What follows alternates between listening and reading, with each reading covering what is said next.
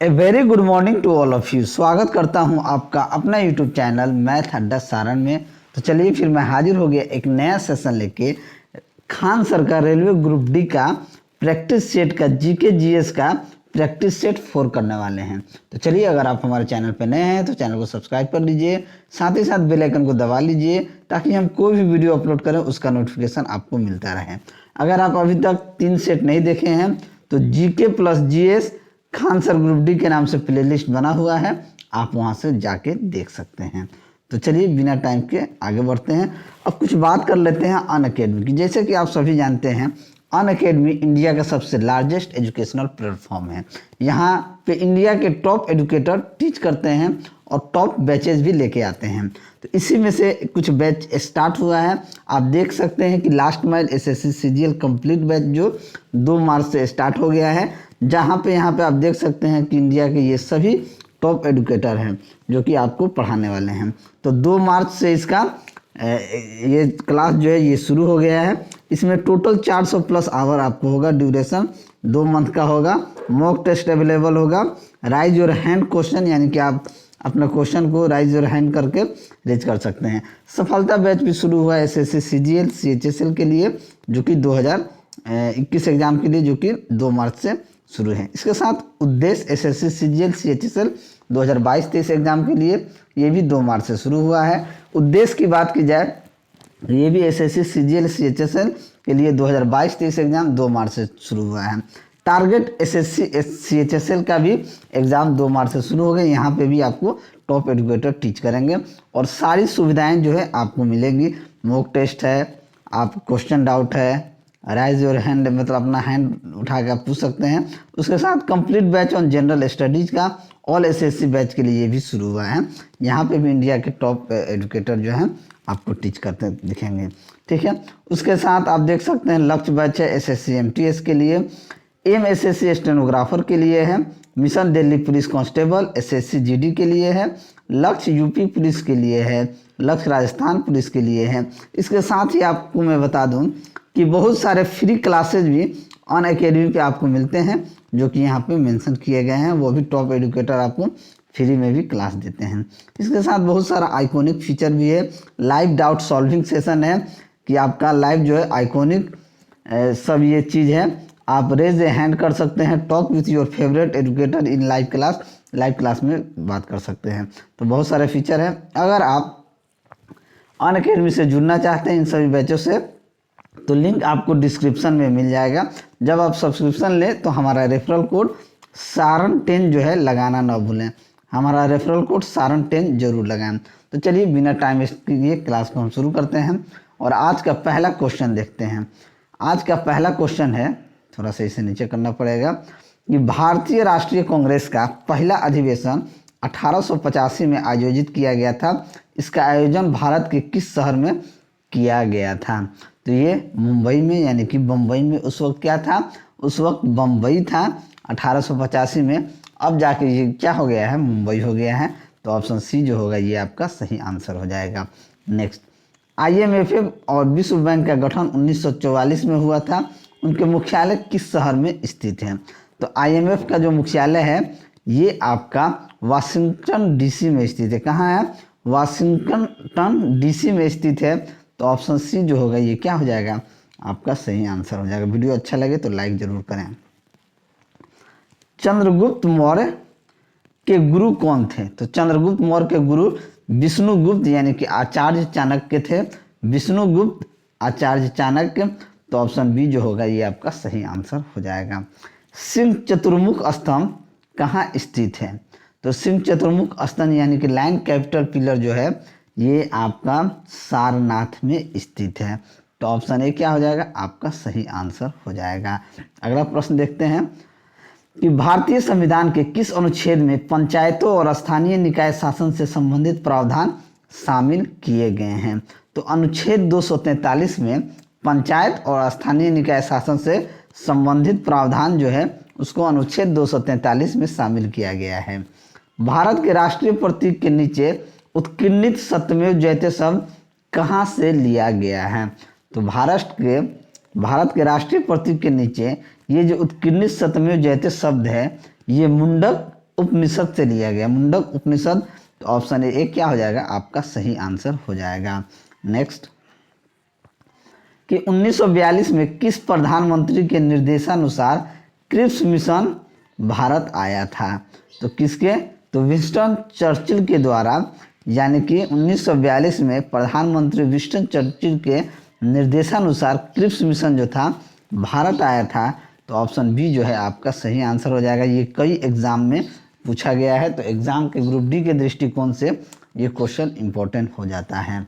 Hornbill त्यौहार एक प्रसिद्ध आदिवासी त्यौहार है। यह भारत के इनमें से किस पूर्वोत्तर राज्य में मनाया जाता है? तो ये कहाँ मनाया जाता है? तो ये हॉर्नबिल त्यौहार जो है ये भारत के नागालैंड राज्य में मनाया जाता है, पूर्वोत्तर राज्य है। तो ऑप्शन सी जो होगा ये क्या हो जाएगा आपका सही आंसर हो जाएगा। नेक्स्ट, नीति आयोग का गठन, नीति आयोग का गठन किसने किया था या कब किया गया था, यही पूछा गया है। नीति आयोग का गठन कब किया गया था? तो नीति आयोग का गठन जो था 1 जनवरी 2015 को किया गया है। ये ICR 2 मार्च की शिफ्ट में ये क्वेश्चन पूछा गया था, तो 1 जनवरी 2015 को। तो ऑप्शन डी जो होगा ये क्या हो जाएगा आपका सही आंसर हो जाएगा। नेक्स्ट, विश्व की सबसे बड़ी प्रवाल भित्ति कहाँ पाई जाती है? तो विश्व की सबसे बड़ी प्रवाल भित्ति जो है ये ऑस्ट्रेलिया में पाया जाता है। तो ऑप्शन बी जो होगा ये क्या हो जाएगा आपका सही आंसर हो जाएगा। नेक्स्ट, अगला प्रश्न है कि 2021 में निम्न में से किसे दूसरी बार अमेरिकी संसद प्रतिनिधि सभा का स्पीकर नियुक्त किया गया? स्पीकर नियुक्त किया गया है। तो देखिए, नैन्सी पेलोसी को दूसरी बार अमेरिकी संसद प्रतिनिधि सभा का क्या स्पीकर नियुक्त किया गया है? तो ऑप्शन सी जो होगा ये आपका सही आंसर हो जाएगा। नेक्स्ट, विश्व दलहन दिवस वर्ल्ड पल्सेस डे निम्न में से किस दिन मनाया जाता है? तो दलहन दिवस 10 फरवरी को मनाया जाता है। तो ऑप्शन डी जो होगा ये क्या हो जाएगा आपका सही आंसर हो जाएगा। नेक्स्ट, राष्ट्रीय विज्ञान दिवस निम्न में से किस दिन मनाया जाता है? तो राष्ट्रीय विज्ञान दिवस जो है ये भी ICAR का एग्ज़ाम में कल पूछा था 2 मार्च को, ये 28 फरवरी को मनाया जाता है। देखिए ये क्वेश्चन यहाँ भी है और वहाँ पूछा गया था। चलिए नेक्स्ट, पाकिस्तान के किस बल्लेबाज ने 2021 में भारतीय क्रिकेट टीम के कप्तान विराट कोहली को पछाड़कर ICC वनडे रैंकिंग में प्रथम स्थान हासिल कर लिया है? तो ये किसने किया है? तो ये बाबर आजम ने। तो ऑप्शन सी क्या हो जाएगा आपका सही आंसर हो जाएगा। नेक्स्ट, अगला प्रश्न है कि कनाडा ने 2021 में किस देश को कोरोना संक्रमण से लड़ने के लिए 10 मिलियन अमेरिकी डॉलर की सहायता प्रदान करने की घोषणा की है? तो ये भारत ने किया है। तो ऑप्शन डी क्या हो जाएगा आपका सही आंसर हो जाएगा। नेक्स्ट, निम्न में से किस देश ने 2021 में टीवी व ऑनलाइन प्लेटफॉर्म पर दिन के समय में जंक फूड के विज्ञापन पर रोक लगा दिया है? तो ब्रिटेन जो है दिन के समय में टीवी या ऑनलाइन प्लेटफॉर्म पर जंक फूड को क्या कर दिया है, रोक लगा दिया गया है। तो ऑप्शन बी जो है आपका सही आंसर हो जाएगा। चलिए, वीडियो अगर आप सभी को अच्छा लगे तो लाइक ज़रूर करें। नेक्स्ट, थोड़ा सा इसे नीचे कर लेते हैं कि ब्रिटिश कंपनी हाउस फ्रेश द्वारा तैयार की गई रिपोर्ट के मुताबिक वर्ष 2020 में दुनिया भर में सबसे प्रदूषित देश निम्न से कौन सा था? तो दुनिया भर में सबसे ज़्यादा प्रदूषित बांग्लादेश था। तो ऑप्शन सी क्या हो जाएगा आपका सही आंसर हो जाएगा। नेक्स्ट देखते हैं कि फेसबुक इंडिया ने 2021 में किसे डायरेक्टर ऑफ पब्लिक पॉलिसी बनाने की घोषणा की है? तो ये राजीव अग्रवाल को फेसबुक ऑफ इंडिया ने डायरेक्टर ऑफ पब्लिक पॉलिसी बनाने की घोषणा की है। तो ऑप्शन बी जो है आपका सही आंसर हो जाएगा। नेक्स्ट, अमेरिकी सीनेट ने अक्टूबर 2021 में राष्ट्रीय औषधि नियंत्रण नीति के निदेशक की जिम्मेदारी किसे सौंपी है? तो ये राहुल गुप्ता को सौंपी है। तो ऑप्शन ए आपका सही आंसर हो जाएगा। अगला प्रश्न देखते हैं कि पता ना क्या दिक्कत आ रहा है। असम राज्य सरकार ने राज्य का सर्वोच्च नागरिक सम्मान असम वैभव निम्न में से किसे प्रदान करने की घोषणा किया है? तो असम वैभव जो सम्मान है ये रतन टाटा जी को, किसको, रतन टाटा जी को प्रदान करने की घोषणा किया है। तो ऑप्शन ए जो है आपका क्या हो जाएगा, सही आंसर हो जाएगा। नेक्स्ट, विभवांतर को मापने के लिए डैश उपकरण का प्रयोग किया जाता है। तो विभवांतर को मापने के लिए वोल्ट मीटर का प्रयोग किया जाता है। तो ऑप्शन डी आपका सही आंसर हो जाएगा। अगला प्रश्न का देखते हैं कि वेग को दुगना कर दिया जाए तो क्या होगा। संवेग 3 गुना तथा गतिज ऊर्जा 4 गुना हो जाएगा, या संवेग 4 गुना, देखिए कह रहा सिंपल सा कह रहा वेग को अगर दुगना कर देंगे तो क्या होगा, हमसे यही पूछ रहा है। वेग को काइनेटिक एनर्जी बराबर क्या होता है, वेग को अगर 2 भी कर दिया जाए तो काइनेटिक एनर्जी बराबर होता है हाफ mv²। अगर इस v के जगह 2 भी रख दें तो क्या हो जाएगा, हाफ m4v², यानी कि कह सकते हैं ये कितना हो जाएगा, काटेंगे नहीं, ये 4 गुना हो जाएगा, यानी कि 4 हाफ mv²। जब बात को समझिएगा, यानी कि काइनेटिक एनर्जी क्या हो जाएगा, ये 4 गुना हो जाएगा। काइनेटिक एनर्जी क्या हो जाएगा, यानी गतिज ऊर्जा जो होगा ये तो 4 गुना हो जाएगा। अब संवेग कह रहा है तो संवेग बराबर क्या होता है, p बराबर mv। अगर दुगना भी कर देंगे, v को 2 भी कर देंगे तो ये क्या हो जाएगा, 2vm। यानी कि संवेग तो दुगना होगा लेकिन गतिज ऊर्जा क्या हो जाएगा, 4 गुना हो जाएगा। संवेग 2 गुना तथा गतिज ऊर्जा 4 गुना बढ़ जाएगा। तो ऑप्शन सी जो होगा यही आपका सही आंसर हो जाएगा। नेक्स्ट, एक माध्यम जिसका अपवर्तनांक सूचकांक 1.5 में प्रकाश की गति क्या होगी। तो देखिए प्रकाश की गति हमको दे दिया है, अपवर्तनांक सूचकांक दिया है 1.5। तो अपवर्तनांक बराबर यानी कि म्यू बराबर क्या होता है, निर्वात में प्रकाश का वेग। तो निर्वात में प्रकाश का वेग कितना होता है जी, निर्वात में प्रकाश का वेग बट्टा माध्यम में प्रकाश का वेग, बात को समझिएगा। अब म्यू का मान कितना दिया है, तो 1.5। प्रकाश का वेग निर्वात में कितना होता है, 3 गुना 10⁸ मीटर पर सेकेंड, अब बट्टे में भी को भी रहने देते हैं, भी हमको निकालना है। तो भी बराबर क्या हो जाएगा, ये इसको काट देते हैं, 1.5 दूना 3, यानी कि 2 गुना 10⁸ मीटर पर सेकेंड। तो ऑप्शन बी क्या हो जाएगा, आपका सही आंसर हो जाएगा। चलिए अगला प्रश्न देखते हैं। अगला प्रश्न है कि एक ढके हुए बर्तन को एक स्थिर तापमान पर रखा जाता है। सर्वप्रथम इसे रिक्त किया जाता है और फिर इसमें लगातार भाप छोड़ी जाती है। तो बर्तन में भाप का दाब क्या होगा। देखिए अगर एक ढके हुए बर्तन को स्थिर तापमान पर रख दें और उसमें रिक्त किया जाए, फिर लगातार भाप छोड़ी जाए, तो बर्तन में भाप का जो दाब होगा पहले तो बढ़ता हुआ प्रतीत होगा, पहले बढ़ेगा और फिर क्या हो जाएगा, स्थिर हो जाएगा। फिर क्या हो जाएगा, स्थिर हो जाएगा। तो ऑप्शन सी क्या हो जाएगा, आपका सही आंसर हो जाएगा। वीडियो अगर आपको अच्छा लगे तो लाइक ज़रूर कीजिएगा, चैनल पे नए हैं तो चैनल को सब्सक्राइब जरूर कीजिएगा और सपोर्ट जरूर करें। नेक्स्ट, 10 वोल्ट के विभवांतर वाले 2 बिंदुओं पर 5 सी के चार्ज को स्थानांतरित करने में कितना कार्य करना पड़ेगा।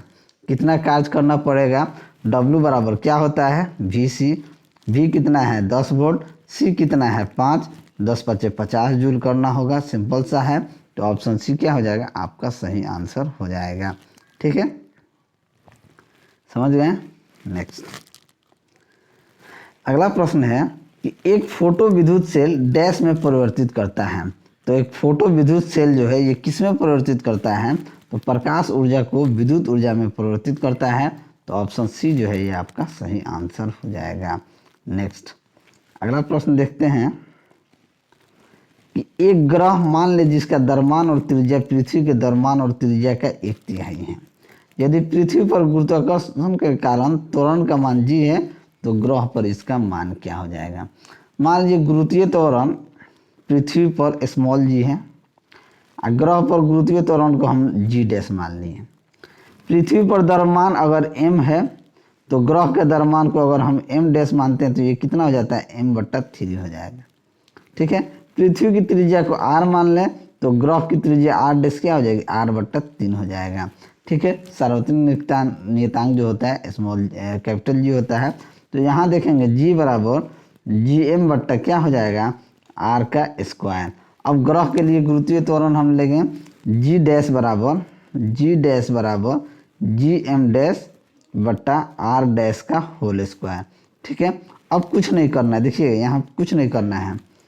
एम डैश यहाँ पे है, एम डैश का मतलब है कि एम बट्टा 3, एम डैश यहाँ पे लिखे हैं, इसका मतलब है कि एम जी एम बट्टा 3 और आर डैश बराबर आर बट्टा 3, यहाँ पे आर बट्टा 3 को पुट करेंगे। अब देखिए सोचिए, अगर यहाँ एम बट्टा 3 रख दिए, यहाँ आर डैश की जगह आर बट्टा 3 रख दिए तो क्या हो जाएगा, ये तो रहेगा वैसे ही, लेकिन ये आर स्क्वायर बट्टा 9 हो जाएगा।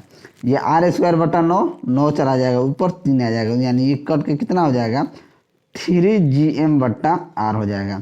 क्या हो जाएगा, 3gm बट्टा आर, यानी कि gm बट्टा आर को अगर हम जी मान लें, जी बराबर gm बट्टा आर स्क्वायर हमने यहाँ लिखा है, तो अगर 3 गुना gm बट्टा आर स्क्वायर, यानी कह सकते हैं ये कितना हो जाएगा, 3g हो जाएगा। बात को समझिएगा, क्या हो जाएगा, 3g हो जाएगा, जो कि ऑप्शन डी जो होगा क्या हो जाएगा, आपका सही आंसर हो जाएगा।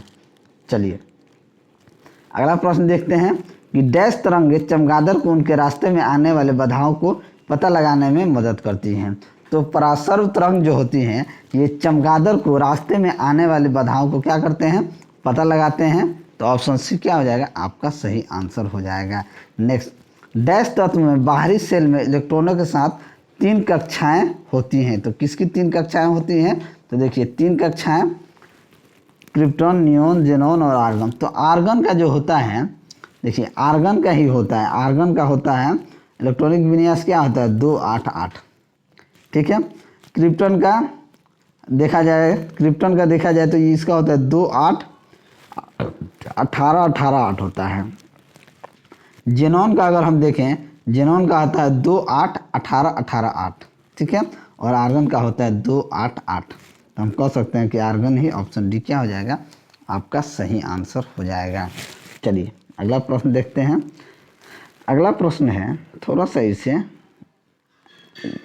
और ये करना होगा। चलिए, निम्नलिखित में से कौन सा कथन सही या गलत है, यही हमसे पूछा रहा है कि एक क्षार जो पूरी तरह से जल से आयनित हो जाता है वह OH- माइनस आयन को बड़ी मात्रा में उत्पादन करता है, उदाहरण के लिए NaOH, KOH। एक क्षार जो आंशिक रूप से जल में आयनित हो जाता है और OH आयन का कम मात्रा में उत्पाद करता है, उदाहरण के लिए KOH। तो कौन सही और कौन गलत है, तो अगर हम देखेंगे तो सिर्फ ये ए ही जो है, एक क्षार जो पूरी तरीके से जल में आयनित होता है वह OH- माइनस बड़ी उत्पादन करता है, जिसके लिए उदाहरण NaOH। तो हम कह सकते हैं केवल ए ही यहाँ पे सही होगा। तो ऑप्शन डी क्या हो जाएगा, आपका सही आंसर हो जाएगा। नेक्स्ट, एक्टिनाइडों की परमाणुविक संख्या क्या होती है। तो एक्टिनाइड जो होता है वो सोडियम क्लोराइड से अमोनियम क्लोराइड को अलग करने के लिए ऊर्ध्वपतन या सब्लिमेशन प्रक्रिया का उपयोग करके होता है। तो हम कह सकते हैं कि 90 से 103। तो ऑप्शन ए क्या हो जाएगा, आपका सही आंसर हो जाएगा।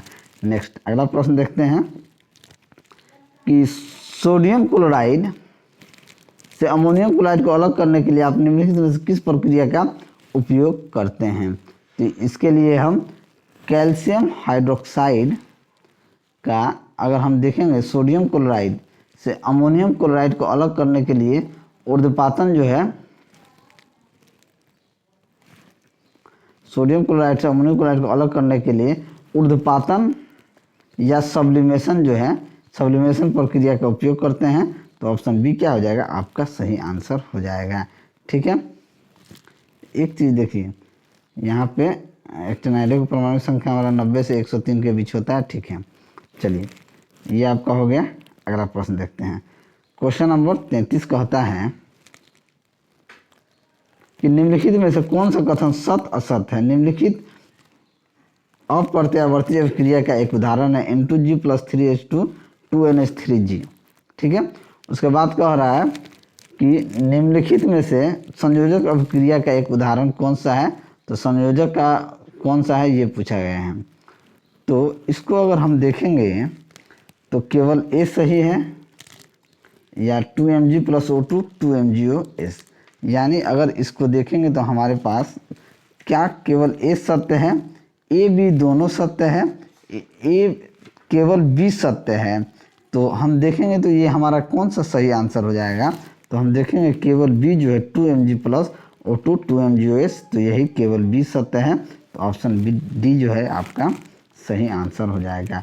कैल्शियम हाइड्रोक्साइड का सही सूत्र क्या होता है? तो कैल्शियम हाइड्रोक्साइड का सही सूत्र CaOH ट्वाइस होता है। तो हम कह सकते हैं कि ऑप्शन ए जो है क्या हो जाएगा आपका सही आंसर हो जाएगा। नेक्स्ट, सोल्डर टाँका का घटक क्या होता है? तो सोल्डर टाँका का घटक जो होता है सीसा और टीन होता है। क्या होता है? सीसा और टीन होता है। क्या होता है? सीसा और टीन। तो ऑप्शन ए क्या हो जाएगा आपका सही आंसर हो जाएगा।